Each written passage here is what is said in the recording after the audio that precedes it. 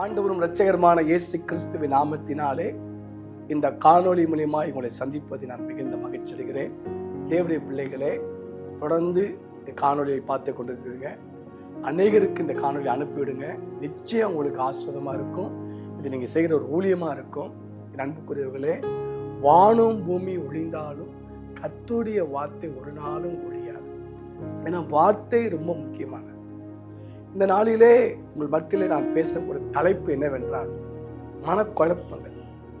இந்த மனக்குழப்பங்கள் வரும்போது மனிதர்கள் அவர்களுக்குள்ளே ஒரு பயம் வருகிறது, பதட்டம் வருகிறது, கலக்கம் வருகிறது, வியாகுலம் வருகிறது, சஞ்சலங்கள் வருகிறது, என்ன செய்ய தெரியாமல் தவிப்பு வருகிறது.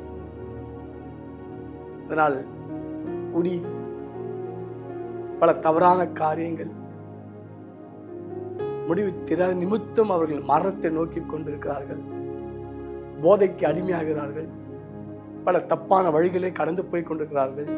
என் அன்புக்குரியவர்களே, இது ஒரு பக்கமா இருந்தால் சில நேரம் கர்த்தருடைய பிள்ளைகளுக்கும் நான் கடவுள் சொல்லிதானே செய்தேன், கடவுள் பேசிதானே நான் கொடுத்தேன், கடவுள் பேசி நிமித்தம் தானே என் மகளை கொடுத்தேன், என் பையனை கொடுத்தேன்,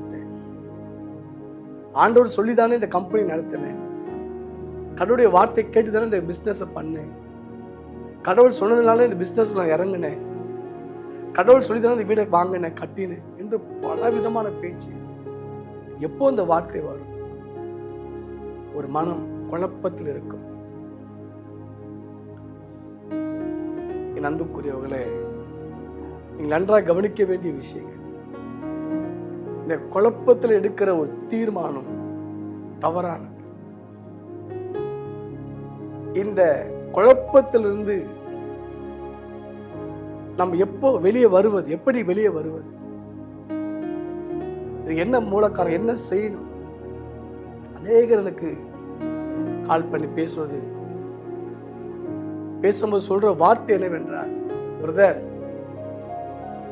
நான் கம்பெனி இப்படி நடத்தினேன், அநேகர் என்கிட்ட வருவார்கள், அநேகர் என்னை தேடி வருவார்கள், நான் அவ்வளோ உதவி செய்தேன், அவ்வளோ உதவியா இருந்தேன், இப்ப என் கம்பெனி லாஸ், நஷ்டத்துக்குள்ள போகுது, நல்லா ஆகாரம் இல்லை, குடும்பம் என்னை விட்டு பிரிந்து விட்டேன், நான் இப்ப கடத்துல கஷ்டப்பட்டு கொண்டிருக்கிறேன்னு சொல்லி பலர் புலம்பிக் கொண்டதை நான் பார்க்கிறோம். அன்புக்குரியவர்களே, உங்கள் இருதயம் கலங்காது இருப்பதா? இந்த காணொளி கேட்கிற உங்களுக்கு, ஒருவேளை மனக்குழப்பத்தில் இருக்கிற உங்களுக்கு, ஐயோ நான் தெரியாத திருமணம் பண்ணிவிட்டனோ, தெரியாத வீட்டுக்குள்ள வந்துட்டனோ, தெரியாத விஷயத்தை செய்துட்டனோ என்று பதட்டப்படுகிற, குழப்பத்துக்குள் இருக்கிற தேவனுடைய பிள்ளைகளே, என் அன்புக்குரிய வாலிப செல்வங்களே, வாலிப பிள்ளைகள், ஒருவேளை செய்த தவறுகளை அவர்கள் எப்படி வெளியே வருவது தெரியாமல் தவித்துக் கொண்டிருக்கலாம். வேதத்தில் 2 நாளாகும் புஸ்தகம் 20ஆம் அதிகாரத்தில் ஒரு ராஜா ஒருவர் இருந்தார். அவர் பேர் யோசபாத். அந்த யோசபாத்துக்கு விரோதமாய் 3 ராஜாக்கள் படையெடுத்து கொண்டு வந்தார். நீங்கள் 20ஆம் அதிகாரம் 1ஆம் வசனத்தை வாசித்து அதை கேட்ட அந்த ராஜா மனக்கலக்கம் அடைந்து சபையை கூட்டினார், உபவாசத்தை நியமித்தார். எவ்வளவாய் தன் தேவனுக்கு தன்னை அர்ப்பணிக்க வேண்டும், அவ்வளவாய் அர்ப்பணித்து கதறி, ஆபிரகாம் ஈசாக்கின் தேவனே, இந்த தேசத்தை தருவேன்னு சொன்னீரே என்றெல்லாம் வாக்குத்தத்தம் சொல்லி ஜெபிக்கிறார். அப்போது கூட அவருடைய கலகம், பயங்கள் போகவில்லை. ஏன்னா வந்த செய்தி அப்படி. 3 ராஜாக்கள், மோவாப், அம்மோனியர் புத்திரர், இந்த 3 ராஜாக்களும் ஒரு ராஜாவுக்கு விரோதமாய் யுத்தம் பண்ண புறப்பட்டார். அந்த செய்தியை கேட்ட உடனே யோசபாத்துக்கு ஒரு கலகம், பயம் வந்து விட்டு உபவாசம், ஜெபம், வாக்குத்தத்தங்கள், எல்லாம் அறிக்கை செய்து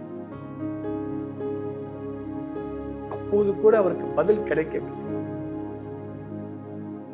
என்ன செய்வது தெரியவில்லை. 20ஆம் அதிகாரம் 12ஆம் வசனத்தை வாசித்திருப்பார். கடவுளை நோக்கி ஜெபிக்கிறார். ஆண்டவரே, நீர் நியாயத்திருக்க மாட்டீரோ?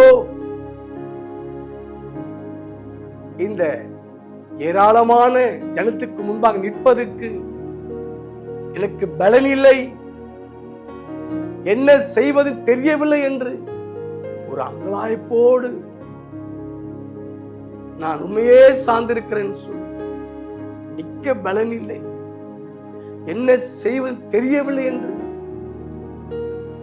தன் பலத்தையும் அவன் அறிக்கை செய்கிறான். உண்மையே நான் சார்ந்திருக்கிறேன், என் கண்கள் உண்மையே நோக்கி கொண்டு சொல்லி கடவுளை நோக்கி முறையிடுகிறார்.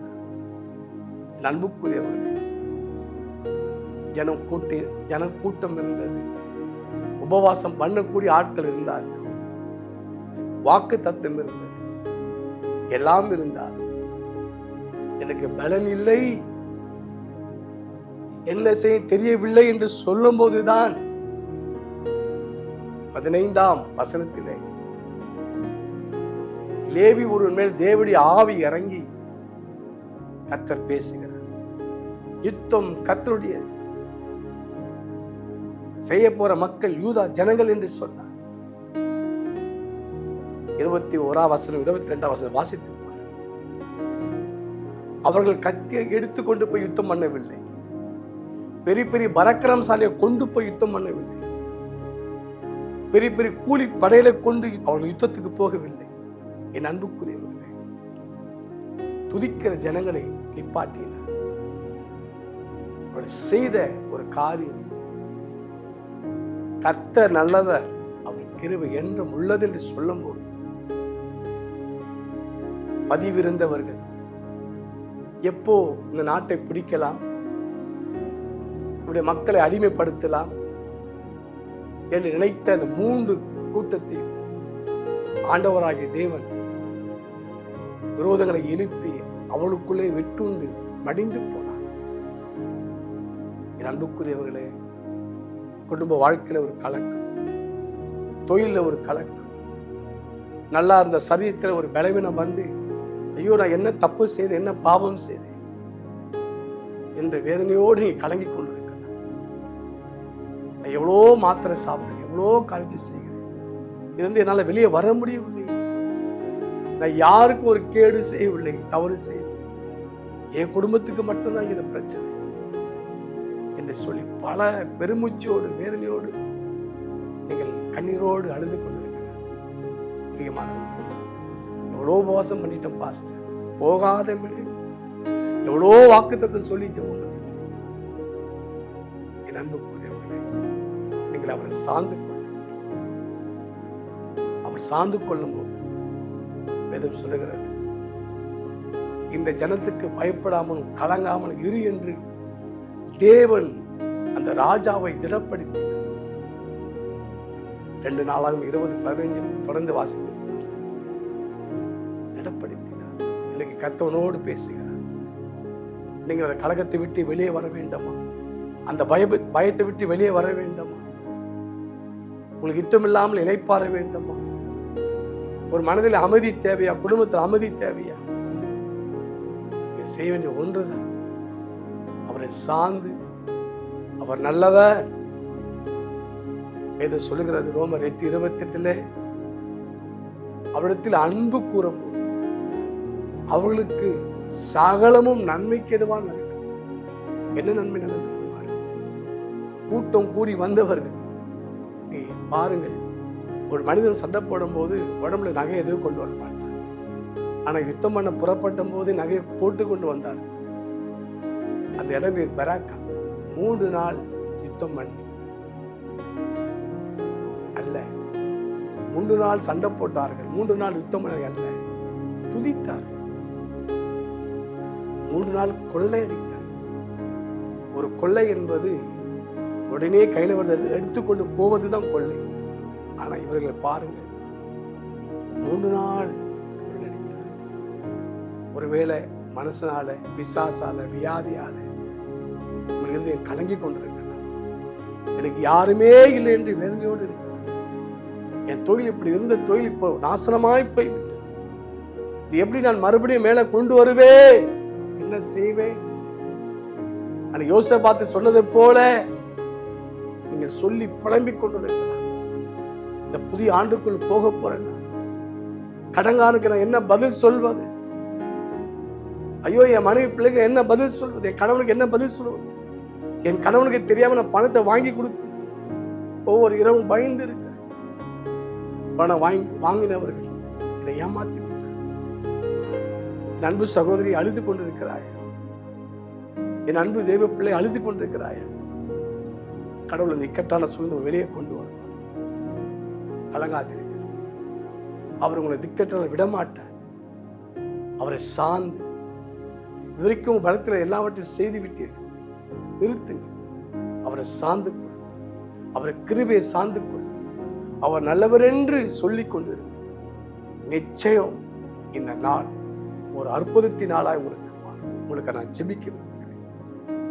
அன்பின் பிதாவே, என் ஆண்டவரும் இரட்சகருமான இயேசு கிறிஸ்துவின் நாமத்தில் இந்த காணொளி பார்க்கிற என் அன்பு சகோதர சகோதரி, வாலிபர்கள், வாலிப சகோதரிகள், தகப்பனே, உம்முடைய அற்புதத்தை, உம்முடைய வல்லமை வெளிப்பட வேண்டும் என்று அடியேன் பேசுகிறேன். அப்பா, ரபோ ஷபாலாக்கு தமானா ஷபாலாக்கு தபானா, கலங்கி போன இதயத்திலே, ஐயோ, நல்லா பேசினவர்கள், கூட இருந்தவர்கள், உதவியா இருந்தவர்களை விட்டு போய் விட்டார்களே, இனி நான் என்ன செய்வது என்று தெரியாமல் தவிக்கிற என் உள்ளத்துக்கு உதவியா இருந்தவர்கள், உதவி செய்தவர்கள் இன்னைக்கு முடியாது என்று சொல்லிவிட்டு போகிறார்.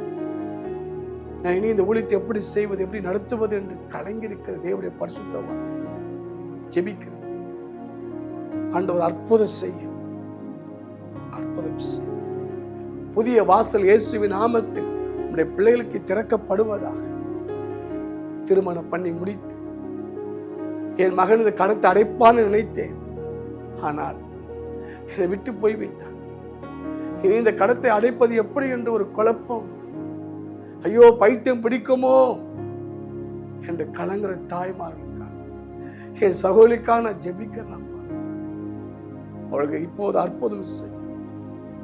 அந்த இக்கட்டான சூழலை வெளியே கொண்டு வா. தயாபரணி, உம்முடைய இயற்கைக்கு அப்பாலப்பட்ட வல்லமை வெளிப்படட்டும். இஸ்ரவேல் மக்கள் எகிப்து விட்டு புறப்படும் போது அவர்கள் கலங்கினார்களே, பயந்தார்களே. நீ செங்கலை பிளந்தது போல நம்முடைய பிள்ளைகள் இந்த கஷ்டத்தை விட்டு வெளியே வருவதற்கு, இந்த கலகத்தை விட்டு வெளியே வருவதற்கு, இந்த பயத்தை விட்டு வெளியே வருவதற்கு இன்னைக்கு ஒரு அற்புத வாசல் திறக்கப்படும்படியா நான் பேசுகிறேன். ஐயோ, கடன் வாங்கி பிசினஸ் பண்ணி அதை திருப்பி எப்படி கொடுப்பேன், லாபம் இல்லை என்று வேதனைப்படுகிறது.